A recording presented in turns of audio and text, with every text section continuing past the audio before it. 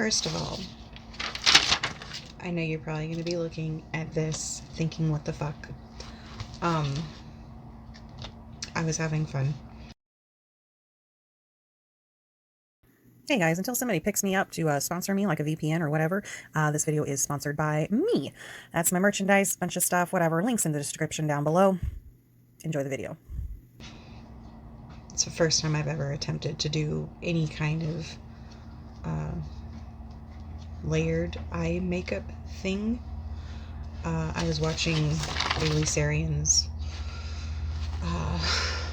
the one that she did on Jeffrey Dahmer, because I really like that green, and I happened to pick up this palette of green at Walmart a couple months ago, and I haven't even used it yet, and I was like, you know what, I'm just gonna go ahead and try and use it.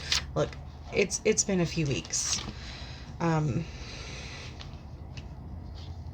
I just felt like doing my makeup today, and because I still need to record this video, I said, you know what, fuck it, I'm gonna do it. So hopefully I actually can get through it. Right now I'm currently looking through my piece of paper, my notebook, to find these notes that I wrote down, because I was really trying to make this video a little more, aha, found it. Alright, so this is for King of Scars Rule of Wolves. Yeah, by Leigh Bardugo. Just FYI, there's gonna be spoilers like throughout the whole thing, so if you haven't read them yet, click off now, because I'm gonna ruin it for you. Okay, first of all, I want to start off with what I loved. Okay, Nina in her whole damn story arc. I love Nina. Yeah, I really love her. Out of all of the characters, I'd have to say that she's got to be my favorite. The whole connected with the dead, the bone witch part of it, that descent into the darker magic and accepting it and just really embracing it. She is such a strong character. Her and Zoya both. I got Zoya written down on here too. So Zoya's whole becoming is another one that I wrote down that I just love. Like, those are two characters that are just fabulous, just perfect. Okay, I mean, I haven't held back at all in saying excuse me, I haven't held back in saying how much I just absolutely despise Alina. She is such a shit character. Sorry if you think that she isn't. I had this whole conversation with my mom about how, again, look, I'm 40, okay? So obviously this YA isn't meant for me. I'm not the target audience, and I'm not growing up in this time period right now. I'm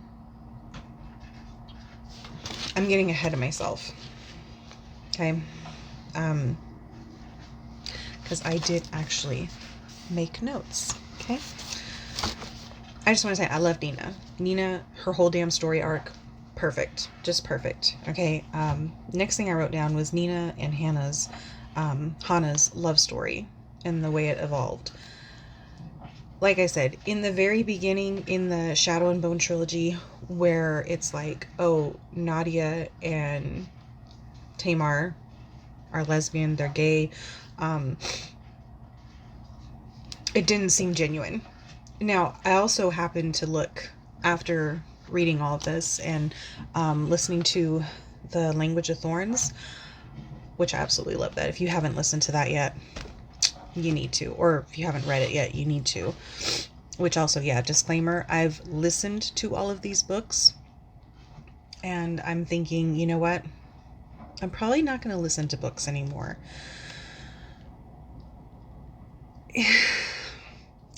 See, Leigh Bardugo, I can't imagine listening to these books from anybody else. At first, I really couldn't stand her.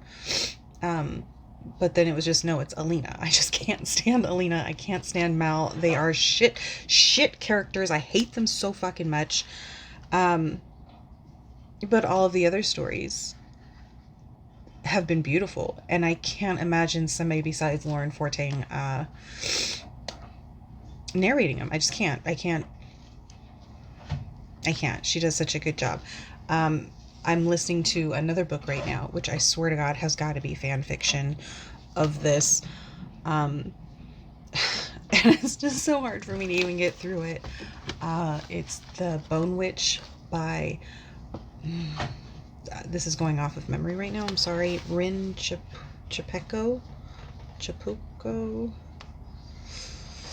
I'm sorry, I know I totally butchered it, but anyways, I just feel like it's total fan fiction because I feel like it's a Nina story.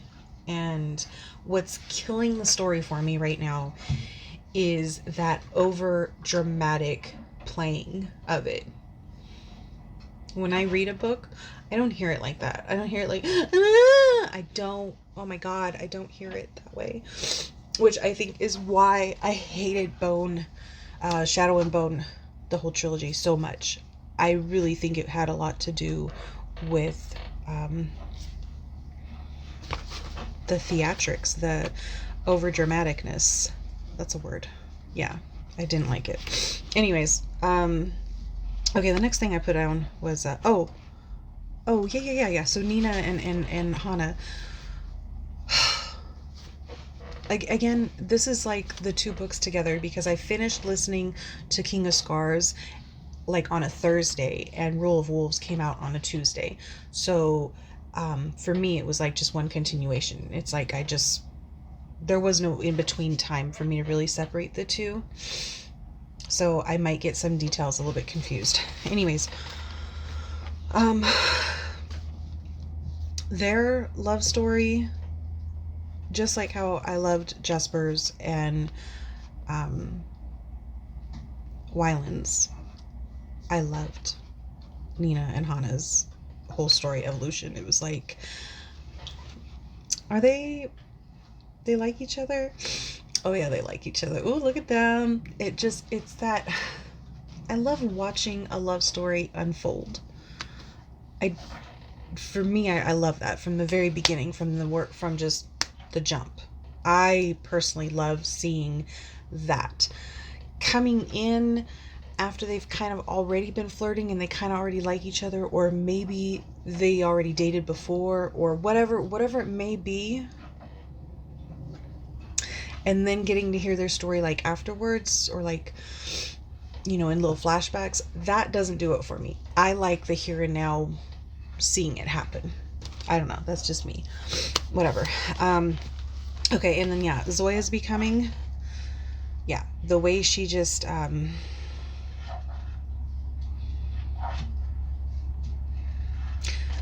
think for her and for Nina, neither one of them sat there and really doubted themselves. Now, I could say that maybe because Alina was an orphan and because Alina never knew who she was and she wasn't discovered, early on, and she wasn't taken and brought into being, raised, quote unquote, at the little palace, whereas Nina and Zoya were, so they were allowed to really embrace who they were really young. Maybe that could have something to do with why they just did a better job of it. But I just feel like I just want my characters to be dark. Like, I'd really rather my characters be like, oh, what? I'm a fucking wizard? Hell yeah. Let me just like fuck some shit up. Like, that's what I want. Rather than this, oh my God. What the fuck is going on? I sound like a street sweeper. We live out in the sticks, so it's like once every very random, who knows, maybe 2 months, maybe once a year, all of a sudden a street sweeper will come down the street, and today I guess it was the day. But let me take my tortoise out. Hang on a second. Yeah, look at that shit. I even put face makeup on, and I put lipstick shit on. And for some reason, because of the way the light's hitting, it looks like I put more green right here than I did over here, but I don't know if you can even see that. Maybe I totally fucked up. Anyways, it doesn't matter. Also, this is one of my shirts. Just thought I'd share that. It's Passion is the name of the shirt. Passion in Salmon, I believe. because the original color is more of a fiery color. Anyway, you can find it on my website. Okay, great. All right, so back to what I was saying, which I don't remember what I was saying, other than the fact that I love Zoya and Nina. Excellent characters, really strong characters in themselves. They're strong women. They're just the evolution of how they become and how they come into their own. It's just brilliant. It's just so good. The cleverness throughout, that's the next thing I wrote down. Yeah, I don't know. I think maybe because of, brain damage, it's hard for me to really think of that ability to be clever and to plan and to not project. Like, I'm not sure if I were to write right now, I don't know that I could write something clever as this, like, just that ability to be like a step ahead, that ability to come up with something that happened or fix something or did something or whatever, and it's not just some random act of God, right? You're not just throwing in bullshit to make a plot move along. I'm not sure that I could do that right now, but in these books, that's just a common thing, and I'm there for it. I love it. I really also liked that the Darkling, when he has his little, like, he's talking and he does his little shout out about his sister, that he got to meet his sister, and it's such a throwaway line. It's like, well, what sister did he get to meet? And I'm like, well, who the fuck was his sister? And I'm just thinking, well, what was it, Elizabetha? I mean, who was it, right? Yeah, I figured out who it was. Language of Thorns, guys. Yeah, there you go. Which, by the way, I think his sister is probably my most favoriteest character out of all of the characters.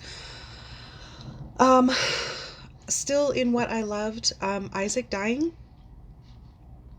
It was sad, but it was just such a good storyline. Like, I mean, we've seen it before. It's the whole Prince and Pauper thing, and it obviously never ends well for the Pauper, but it was still really beautiful. And also the fact that it was Mayu that did it, and it wasn't really the princess. It was like, oh, it was just even better. The whole scene was just really beautiful. It kind of pulled tears out of me, I'm not gonna lie. Kind of cried a bit, right? Oh yeah, and then right underneath that I've got Mayu's storyline. That I liked it as well. The whole her and her brother, and just the way that I liked her character too. In Rule of Wolves, when you get to like see things from her point of view, she's a grunt. You know what I mean? She's not the royalty. She got to pretend to be royalty, and she's not important in the grand scheme of things. She's not important. So being able to see things from her point of view, I'm not saying she as a character is not important. I'm saying that she's not royalty, right? Like, she's just part of the top grot, and she doesn't have a status that makes her feelings and her opinions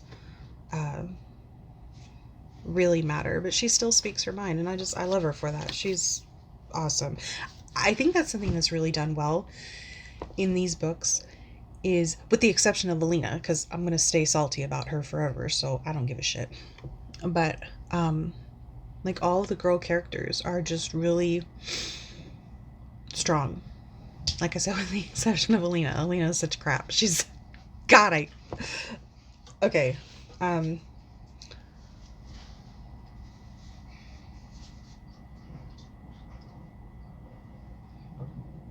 Checking to see if my dog needed to go potty. Okay, the wrap up bureaucracy of the princesses. Oh, Yeah. Well, why didn't I write that as something I liked? Oh, yeah, you know what? Yeah. Okay, I do like that because that's exactly how it is. That's exactly how it is. Like, if you're just a peon, don't... There really isn't justice. There really isn't. And I'm glad there wasn't some bullshit. Oh no, they had a trial, and oh, they're in. You know good and well there ain't trial. I mean, it was realistic to me. It was realistic. Okay, that's why I like that. The shoe warrior things. I wrote that down, and then I thought I wrote it down somewhere else. Oh, well, guys, I don't remember what they're called. I thought I wrote it down though.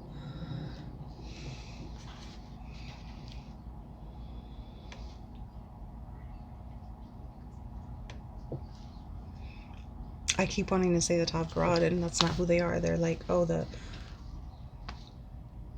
care good. Ah, I got it. So the care good, and how, yeah, how they don't exist, and then they're able to go into the battle and to show up. That's just nice. It was one of those clever little loop arounds, and I like those. I love those things. Lauren Forting's narration, again, I've already said that.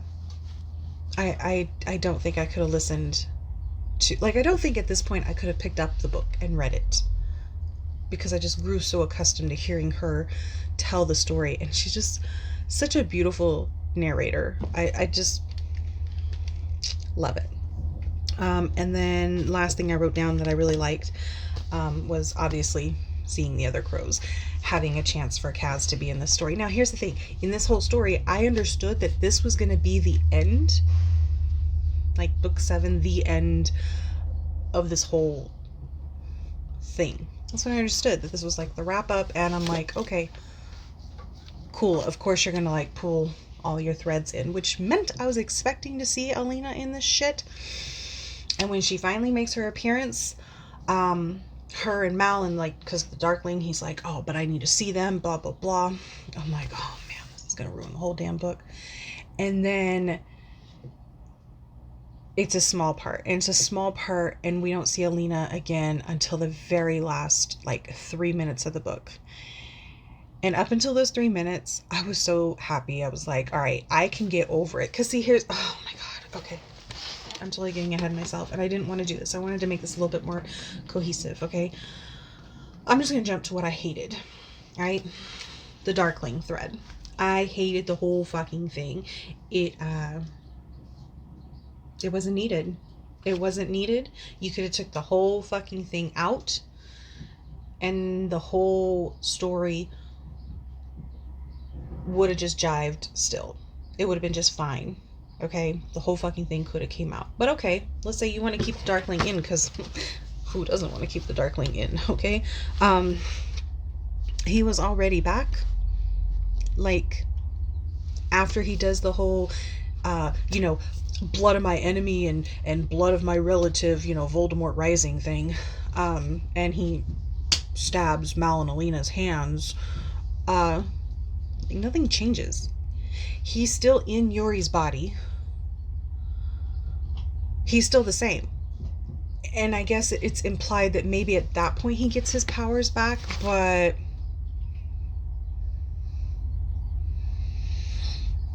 just get the fuck out of here with that shit. That's so stupid. It was so stupid, but I was like, all right, I'm just gonna let it. Okay.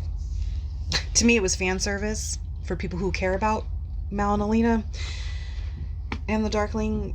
Okay, fine, whatever. And so then it's kind of like it's pushed off to the side, and we're not dealing with it, right? But then also I want to go back to the whole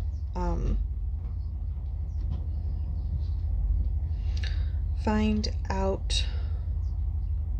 Oh, yeah.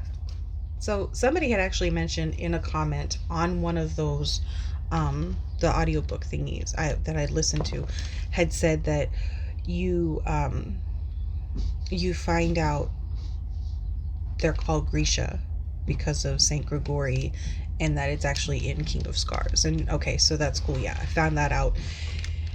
Okay, I get it. That's fine. I buy it. That's cool. That's cool. All right. But then, like, so the three Grecias are still alive in King of Scars, and for me that was like, for me it just feels like a huge unsettling kind of plot hole, because what?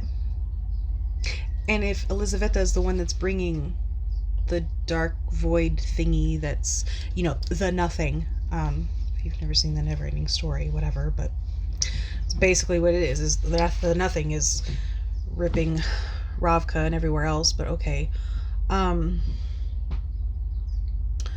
So what was the fucking point? That's all I'm saying, is what was the fucking point? And so they're still alive, but then they kill, or, you know, she kills them, and but then she still dies. And if all of that was just to be like, okay, a Grisha, when they're that powerful, can only be killed by like their own magic, and if that's like a setup for Zoya because Zoya becomes so powerful, I just feel like it was a really elaborate, stupid way of handling that. Well, okay, I'm gonna take stupid out of that, because it just feels like you have to like give like a flight of fancy and like let go and suspend all belief and rationale, which, I mean, in magic you basically have to, yes. But I just kind of feel like, first of all, I feel like I look like a fucking idiot with this makeup on. That's why I don't wear makeup. Plus, I see, it started was I was doing my eyebrows, and if I didn't put the shit on my eyebrows, I would have no eyebrows right now. They are amazingly round right now. Wow, dude. This eye is pissing me off. Like, I just feel like maybe I'll just talk like this the whole time. The fuck ever. It's funny because up here I look like shit, but down here in my mirror I don't look so bad. It's like I feel like maybe I should move the camera angle. Who gives a fuck? Anyways, I didn't like the whole three Grisha thing. That's all I'm saying. I thought it was kind of dumb, but whatever.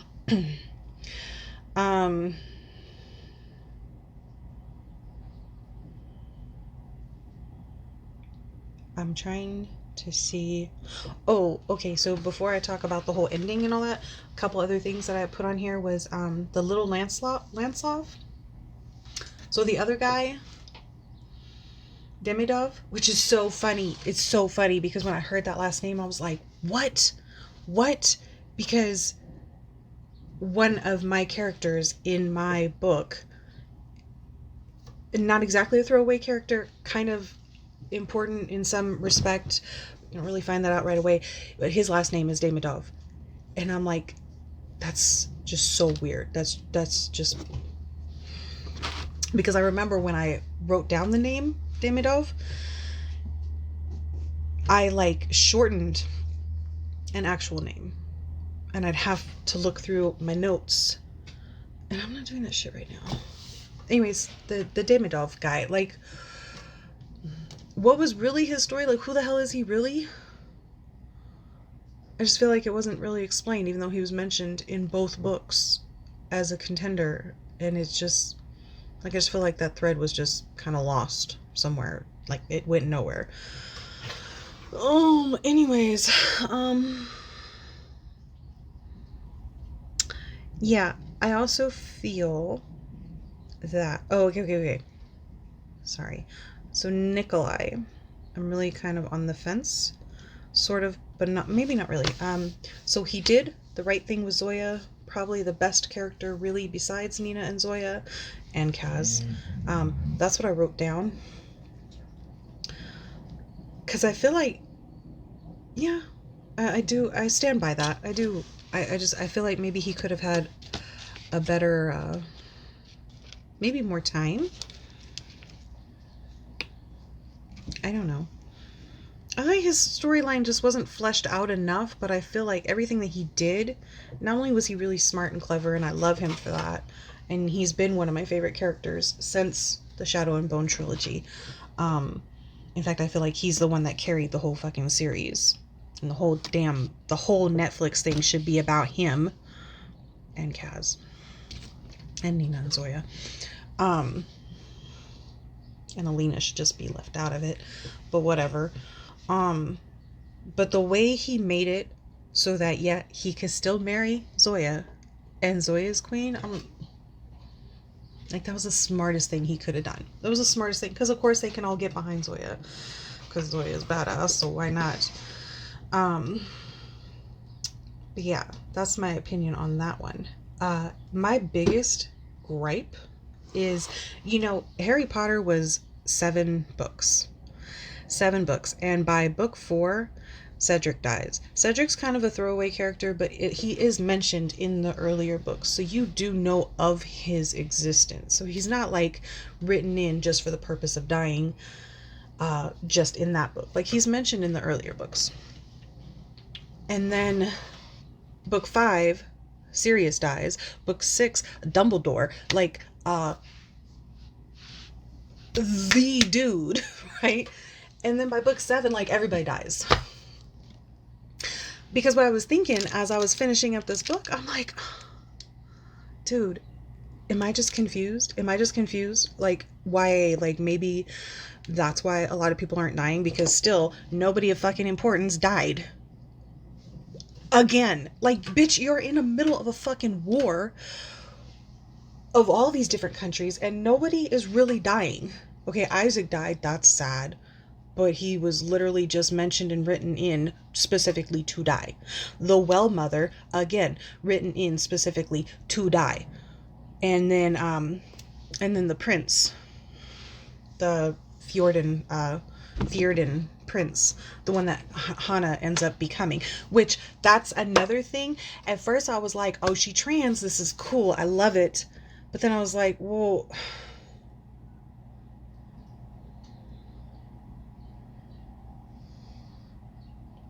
I feel like it was kind of handled oddly. I'm not trans, okay? So I could be wrong.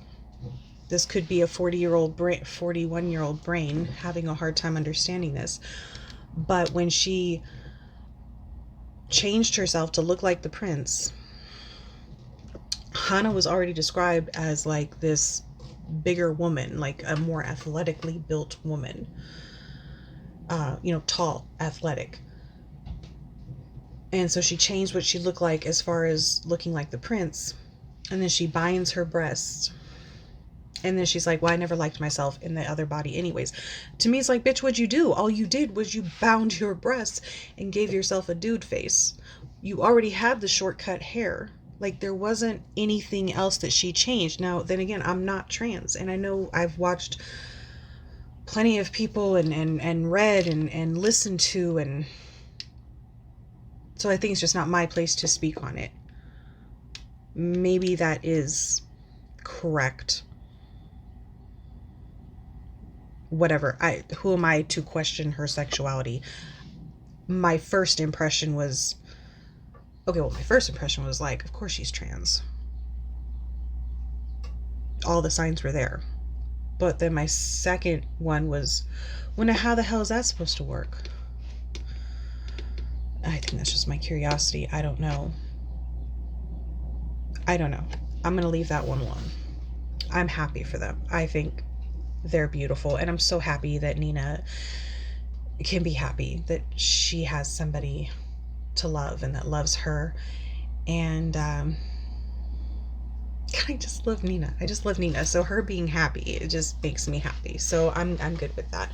But yeah. So again, my biggest fucking gripe is just so tame.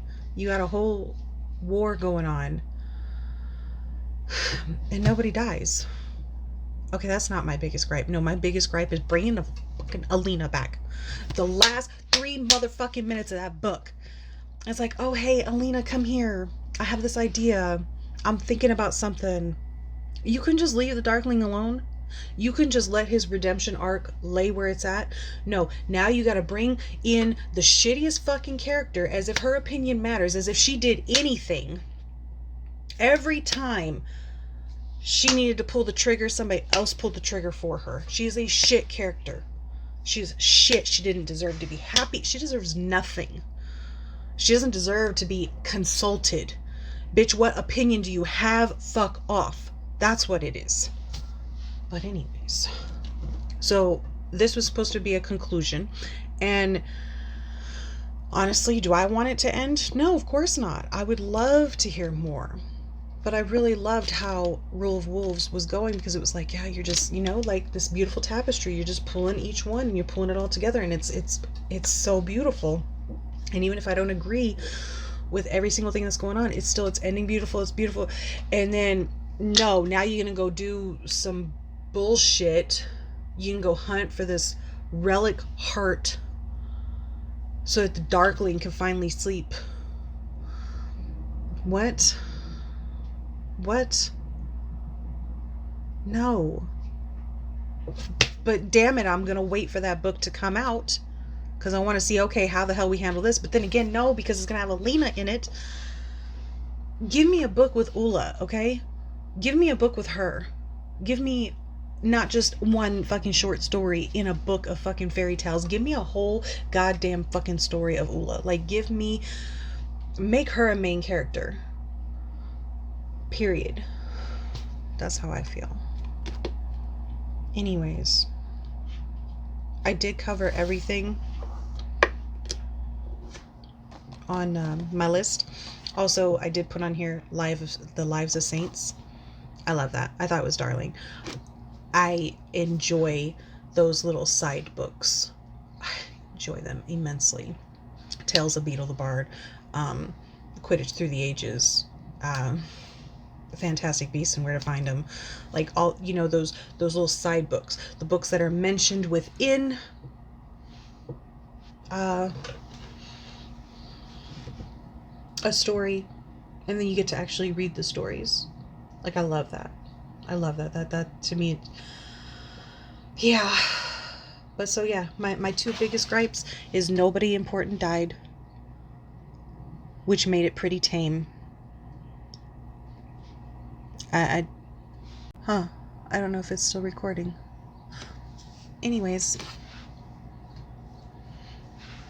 we'll just call it good there, because now I don't know if it's still recording or not. And now my mind is blank, and I gotta take the dogs out to go potty anyways.